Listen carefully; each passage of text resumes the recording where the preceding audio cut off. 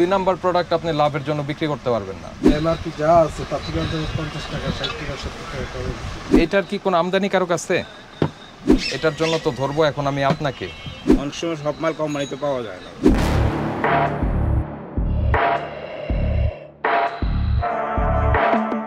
আসসালামু আলাইকুম। ওয়ালাইকুম আসসালাম। এটা কি একটু বের করেন তো ভাই, যে এই জিনিসটা মুভ, এটা তো ভাই আমাদের দেশি প্রোডাক্ট না।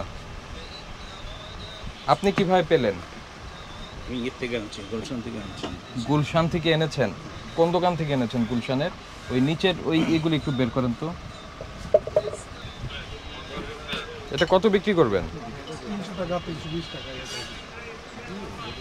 300 টাকা 320 টাকা। এমআরপি লেখা আছে 420 টাকা। হ্যাঁ, আমরা কমে বিক্রি করেন?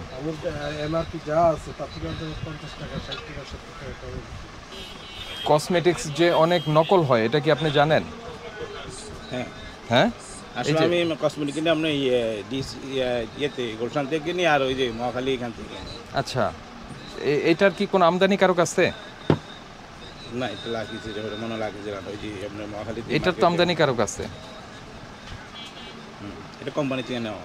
কোম্পানি থেকে? তাহলে এটাও কোম্পানি থেকে নেন। অনেক সময় সব মাল কোম্পানিতে পাওয়া যায় না, বুঝছেন? কেন, এই যে তো পাওয়া গেছে, এটাও আছে ওইটাও এটা আছে। পাওয়া গেছে, ওগুলো অনেক সময় পাওয়া যায় না, কোম্পানিতে শর্ট থাকে মাল। শর্ট থাকলে তো আপনি রাখতে পারবেন না আইনত। আইনত কেন রাখতে পারবেন না? দুইটা কারণে।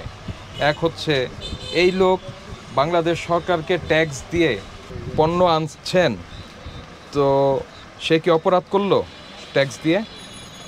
কেসারেন শেকড় থেকে শিখরে। কেন ডিসিসি মার্কেট যেটা আপনি কথা বললেন, সেখানে আমদানিকারকের পণ্য নাই? না, এসকে টাওয়ারে বিজনেস আমদানি। দেন, ঠিকানা দেন, যাবো আমরা ওখানে। ওই প্রতিষ্ঠানের ঠিকানা দেন। আমি তো আসলে কাল কিছুটা কাগজ ফেলাই দিয়েছিলাম। কেন কাগজ ফেলে দিবেন? অনেক দিনের আগে তো। অনেক দিন আগের? অনেক কাগজ ফেলাই দিয়েছি, জমা হয়ে গেছিল অনেক। সহজ কথা হচ্ছে, যদি বৈধ ইম্পোর্টার না থাকে তাহলে দুইটা ঘটনা ঘটবে। এক হচ্ছে বাংলাদেশ সরকারকে ডিও ট্যাক্স না দিয়ে এটা এসছে, দ্বিতীয় হলো এটি নকল হতে পারে। এই প্রোডাক্টটি নকল হতে পারে, বুঝতে পেরেছেন?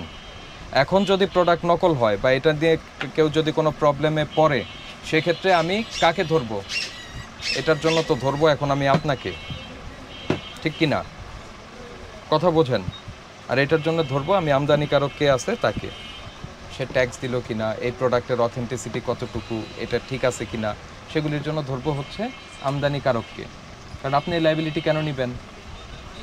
কথা বুঝতে পেরেছেন? লাভ হবে, দুই নাম্বার প্রোডাক্টের লাভ হবে, কিন্তু দুই নাম্বার প্রোডাক্ট আপনি লাভের জন্য বিক্রি করতে পারবেন না।